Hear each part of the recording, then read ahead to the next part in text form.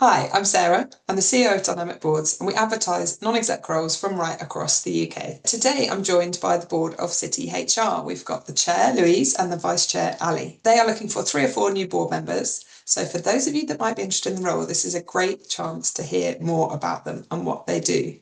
So to kick us off, Louise, for someone watching this who may not know City HR well, how would you describe City HR? Thanks, Sarah. I would say it's the home of HR across the city, and it's a place where we connect and challenge our thinking. And that's really across a multitude of different topics, ranging from the strategic questions to what is happening on the ground, how are our membership reacting, how can we help and support people and navigate some of the things that is happening day to day. I know you describe yourselves as being the voice of the HR sector. What does that kind of look like in practice, Ali?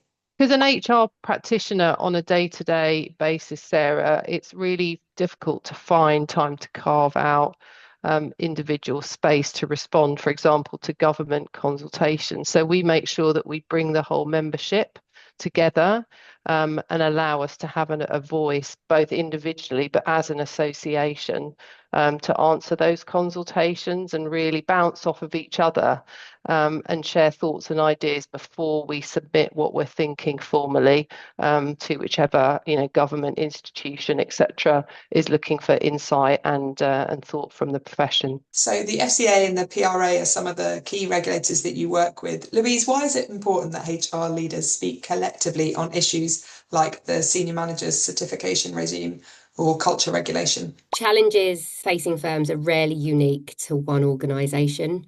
So, our City HR proposition is very much bringing people together. So, we can bring HR leaders together and we can move individual perspectives into a collective insight to really influence outcomes across industry. And that is fluid, right? So we started as in a very niche FS world. We now help people across sectors, whether that's fintech, whether it's private equity firms. It really isn't unique, and we're able to do that. Ali, how do we ensure the board stays genuinely connected with what members are experiencing? Yeah, that's obviously a very central and incredibly important part of what we do. And we've got a number of ways that we do that. We have forums, we have networking groups, we have special networking interest groups. We have also those consultations that we talked about, and that gives us as board members really fabulous opportunities to interact with our membership and really understand what is on their agenda day to day and to inform on the content of what we offer them throughout the year. So Louise, when someone joins a City HR forum or one of the groups Ali just mentioned, what do they experience? They'll experience energy, openness, and generosity of knowledge and insight. People come to learn, they share and challenge each other. It's one of the few spaces where HR leaders can really talk candidly about issues that really matter to people in their organisations, to our regulator, and really explore strategy with blue sky thinking. Ali, I know you've seen strong growth over the last few years. What's been behind that momentum? I really think we've also decided to broaden out. When we first started, we were a very banking and asset management focused team, and we've really broadened out into all of the other areas of financial services, and that's brought so much breadth and other opportunity and thinking and perspectives to what we do. So, I've been very proud of the fact that we've done that. I've come from the banking sector. It's been great to be part, for example, of the move into the insurance and broking sector as well. And that brings something new to the organisation, as it does with, fintech and other areas of financial services as well. I know you're about to embark on a new 3-year strategy, and these new board members will be part of shaping that. Louise, what are you most proud of from the last strategy? Our ability to be agile, our ability to grow in a diverse way, to answer and listen to our membership, to be proactive.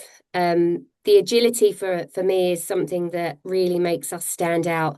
It's something that we won't ever find, you won't find anywhere else. And as HR practitioners, I think myself and Ali would agree that when we've got business problems, we can lean into the HR community to really be agile in our thinking.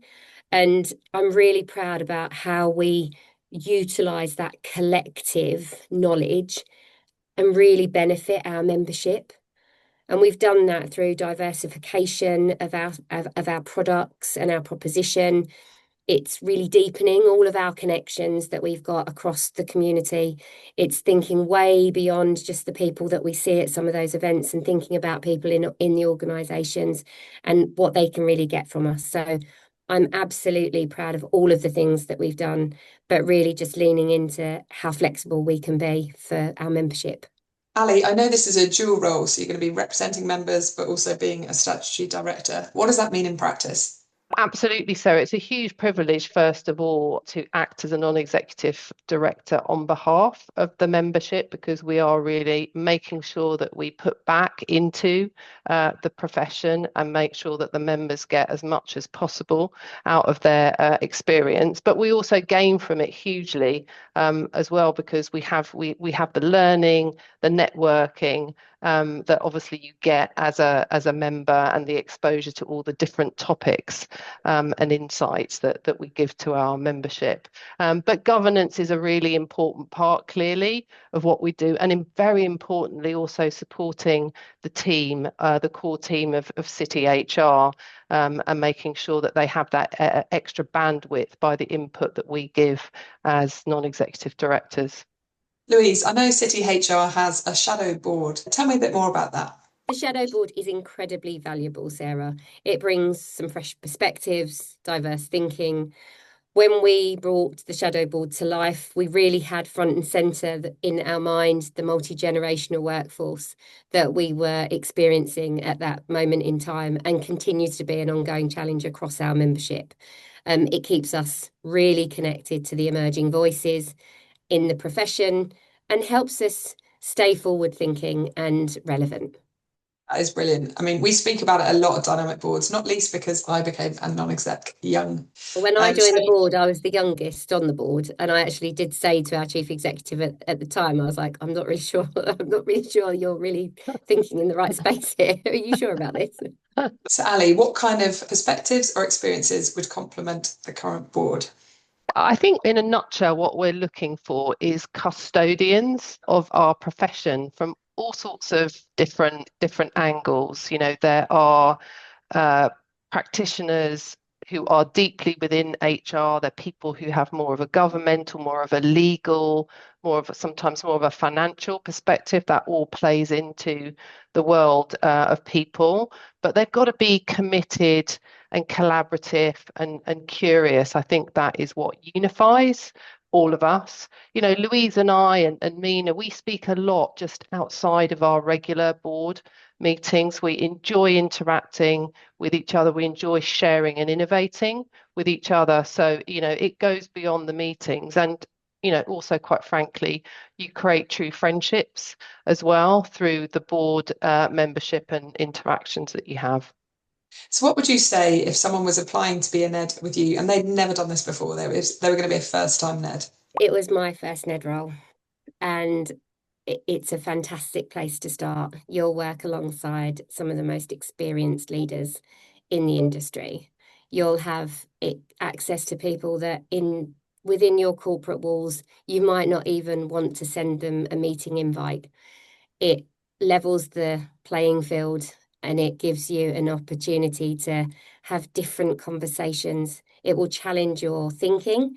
It will challenge you on a personal level, and it will challenge you as a leader. I think being part of this community has been one of the most incredible experiences I've had to date in my career, and I couldn't wholeheartedly encourage anybody to do it more, put their first foot forward. So what has serving on the board meant to you, Ali? Has it changed your visibility or your influence in the sector? Absolutely. I mean, I sometimes also just outside of City HR get asked now to sit on panel discussions on topics that are important to the industry and to the profession. And I'll usually try and drag someone like Mina or Louise, whoever along. So I've got, you know, if people ask me for recommendations around speakers or panelists, I've always got a ready set of people to bring. So I think we become quite important figures within our profession more broadly in the city, and even beyond, in other sectors as well. I've been invited to do something, for example, with the insurance insider with people from other industries as well, and I'm absolutely sure it's because I sit on the city HR board. So it really positions you, I think, very well to make sure that voice is carried also outside of the association. Great to hear, Ali. I mean, often people find in their day jobs that they don't get enough experience outside of sector, so it's obviously been a great opportunity for you. So earlier, Ali mentioned you are representing members as well as being non-execs. It's a dual role. Louise, I know it's important for you that all of the board members are working in member firms. Why is that important? I think it keeps the board grounded in the reality of the profession and the challenges of our membership and what they're experiencing. Our non-executive directors are dealing with regulatory pressures, cultural changes, talent questions. So the insight that they bring into both us as a board, but also to the executive team at City HR, it's practical, and again, it makes us relevant, right? And it keeps us relevant, and we have to stay at the pulse, and that's one of the things that our membership loves about us.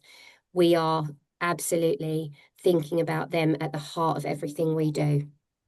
So whenever you were applying for the role, how did that work, Louise? Was your organisation already a member firm? It's quite a unique situation, I guess, if you assume everybody is a member on our board. I actually wasn't. So the firm I was working for at the time was not a member, and I was responsible for going and having a conversation with our HR executive team, who actually saw a huge opportunity to get involved with a fantastic proposition. And it gave me a really great opportunity to kind of share some of the extracurricular work that I'd been doing to uplift my own knowledge and experiences through my external network. So actually, they were really happy to become members and support me with my application for the board.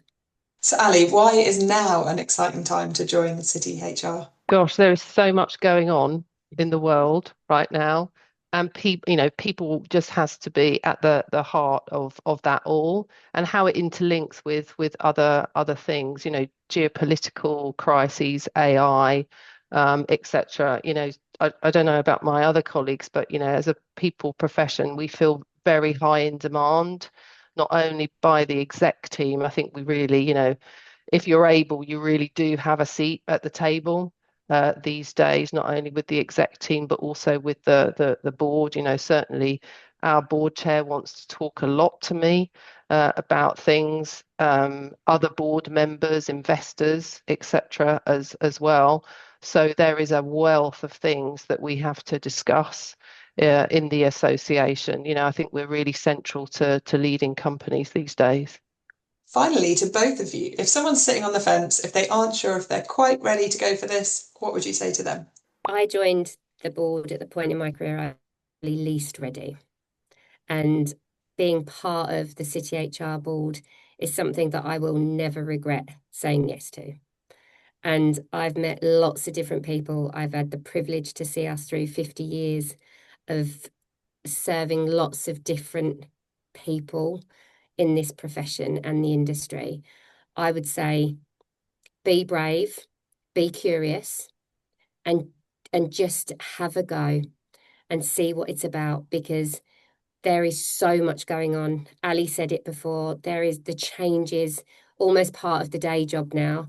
So let other people help you navigate that change, but also develop you, and just invest in yourself.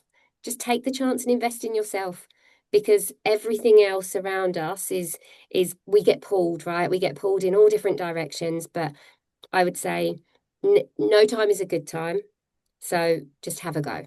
Completely agree with that. It's a very non-intimidating board, importantly. So it's a very, very safe place, I think, to learn and earn your board stripes in a safe way, but also a challenging way, but in the right way, with supportive colleagues For me, I've always been a natural networker. So for me, it was a total no-brainer doing this. So, I just find that I have a ready network to ask questions, to get intelligence, because very often management teams, they want intelligence.